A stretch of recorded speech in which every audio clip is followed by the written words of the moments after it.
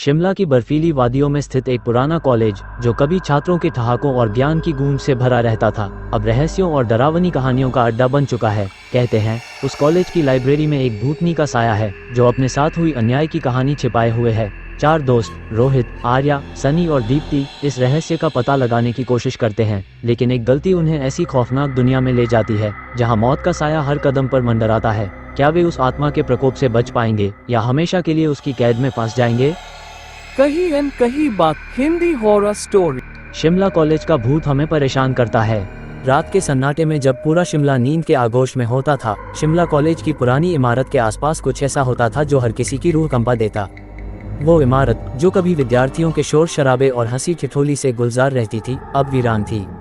कहते हैं इस कॉलेज की लाइब्रेरी में कुछ ऐसा था जिसे महसूस करने की हिम्मत हर किसी में नहीं थी।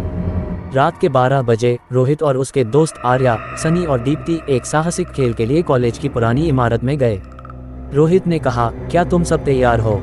आज हम इस भूत की सच्चाई जानकर ही लौटेंगे। आर्या ने डरते हुए कहा, मुझे नहीं लगता ये सही है। लोग कहते हैं यहाँ कोई है। सनी ने मजाक में कहा, अरे भूत कुछ नहीं होते, चलो डरने का नाटक छोड़ो। दीप्ति ने अपनी टॉर्च जलाते हुए कहा, ठीक है, लेकिन अगर कुछ अजीब हुआ तो हमें तुरंत लौटना होगा। इमारत में पहला कदम। जैसे ही उन्होंने अंदर कदम रखा, ठंडी हवा का एक झोंका आया। आर्या ने अपनी जैकेट कसकर पकड़ ली। क्या ये हवा थी या? आर्या ने धीमी आवाज में पूछा। रोहित ने उसे चुप कराते हुए कहा, शांत रहो, ये सिर्फ तुम्हारा भ्रम है। वो सभी लाइब्रेरी की ओर बढ़े। रास्ते में फर्श की लकड़ियां चरमरा रही थीं। उनकी टॉर्च की रोशनी जैसे जैसे आगे बढ़ रही थी, हर कोना और भी डरावना लगने लगा। तभी एक पुरानी दीवार पर लटकती हुई घड़ी ने अचानक टिक टिक करना शुरू कर दिया। सनी ने हंसते हुए कहा, पुरानी घड़ी चालू हो गई। वाह, यही भूत है शायद। लाइब्रेरी का दरवाजा। जब वो लाइब्रेरी के दरवाजे तक पहुंचे, दरवाजा थोड़ा सा खुला था। रोहित ने दरवाजे को धक्का दिया। चर्रर। दरवाजा खोलने की आवाज पूरे गलियारे में गूंज उठी। अंदर एक अजीब सन्नाटा था। किताबें धूल से ढकी हुई थीं। टेबल पर रखी एक मोमबत्ती की लौ अचानक जल उठी। दीप्ति ने घबराते हुए पूछा, ये किसने किया? यहाँ कोई है क्या? तभी एक धीमी और भयानक हंसी सुनाई दी। हा। सभी पीछे मुड़े, लेकिन वहाँ कोई नहीं था। आर्या ने रोहित का हाथ कसकर पकड़ लिया। मैंने कहा था यहाँ कुछ गलत है, हमें वापस जाना चाहिए। लेकिन रोहित ने कहा, अगर यहाँ कुछ है तो हमें पता करना होगा। किताब जो सब बदल गई। लाइब्रेरी के बीचों बीच एक पुराना अलमारी था। उसकी दरारों से ठंडी हवा निकल रही थी। सनी ने हिम्मत करके अलमारी खोली। अंदर एक काली किताब रखी हुई थी, जिस पर कुछ अजीब भाषा में लिखा था। रोहित ने किताब उठाई और पढ़ने की कोशिश की। जैसे ही उसने पहला शब्द पढ़ा, लाइब्रेरी की सारी खिड़कियां अपने आप धड़-धड़ बंद होने लगीं। कमरे की बत्तियां जलने बुझने लगीं। तभी दीप्ति ने चीखते हुए कहा, वो देखो, वहाँ कोई खड़ा है। आत्मा का सामना। लाइब्रेरी के कोने में एक सफ़ेद साया नजर आया। वह धीरे धीरे उनकी ओर बढ़ रहा था। उसकी आंखें जलती हुई कोयले की तरह लाल थीं। तुमने मेरी शांति भंग की है, यहाँ से चले जाओ। भूतनी की आवाज ने पूरे कमरे को हिला दिया। आर्या, सनी और दीप्ति डर के मारे रोहित को खींचते हुए भागने लगे, लेकिन दरवाजा बंद हो चुका था। भूतनी ने कहा, तुमने वह किताब छू ली जिसे कोई छूने की हिम्मत नहीं करता। अब तुम सबको इसकी कीमत चुकानी होगी। बचने की कोशिश। रोहित ने हिम्मत करके किताब वापस अलमारी में रख दी और कहा, हमसे गलती हो गई, हमें माफ कर दो। भूतनी ने एक पल के लिए रुककर कहा, अगर फिर कभी कोई इस किताब को छुएगा तो मैं इसे छोड़ूंगी नहीं। दरवाजा अचानक खुल गया। वे चारों डरते भागते बाहर निकले। बाहर आकर सनी ने हौंकते हुए कहा, मैंने कभी सोचा भी नहीं था कि ऐसा कुछ होगा। ये सब सच में हुआ है ना? रोहित ने कांपती आवाज में कहा, ये सच था, और अब हमें ये कहानी किसी और को नहीं बतानी चाहिए। रोहित और उसके दोस्तों ने भले ही बचकर बाहर निकलने में कामयाबी पाली हो, लेकिन वो रात उनकी जिंदगी का हिस्सा बन चुकी थी। अगले दिन सुबह जब रोहित ने उठने की कोशिश की तो उसे महसूस हुआ कि उसके हाथों पर कुछ अजीब सा लिखा हुआ है।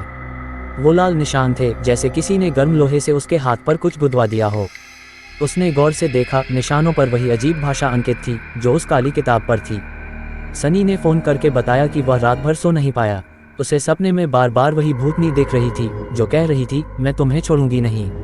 आर्या और दीप्ति का भी हाल कुछ ऐसा ही था। सभी डरे हुए थे, लेकिन किसी ने इस बारे में खुलकर बात नहीं की।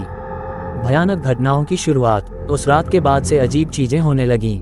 रोहित जब भी अकेला होता, उसे ऐसा लगता जैसे कोई उसे देख रहा हो।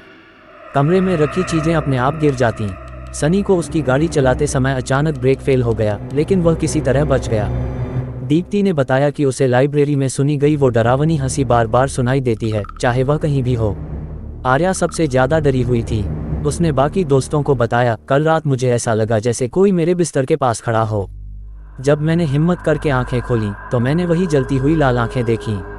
एक और संकेत, रोहित को याद आया कि किताब में आखिरी पन्ने पर कुछ लिखा था जिसे वह पढ़ नहीं सका था, लेकिन अब उसके हाथ पर जो निशान बने थे वो शायद उसी पन्ने का हिस्सा थे। उसने इंटरनेट पर उस भाषा को ढूंढने की कोशिश की, लेकिन कुछ भी समझ नहीं आया। पुरानी और खौफनाक कहानियाँ। वो सभी एक पुराने स्थानीय पुजारी के पास गए जो भूत प्रेत और तंत्र मंत्र में विश्वास रखते थे। जब उन्होंने अपनी कहानी सुनाई तो पुजारी ने चौंक कर कहा, तुमने बहुत बड़ी भूल की है। शिमला कॉलेज की उस इमारत में रहने वाली आत्मा को छेड़ना आसान नहीं है। वो आत्मा वहाँ 50 साल से बंद थी, लेकिन अब तुमने उसे जगा दिया है। आर्या ने कांपते हुए पूछा, लेकिन वो आत्मा आखिर चाहती क्या है? पुजारी ने एक गहरी सांस लेते हुए कहा, वो आत्मा उस किताब में कैद है।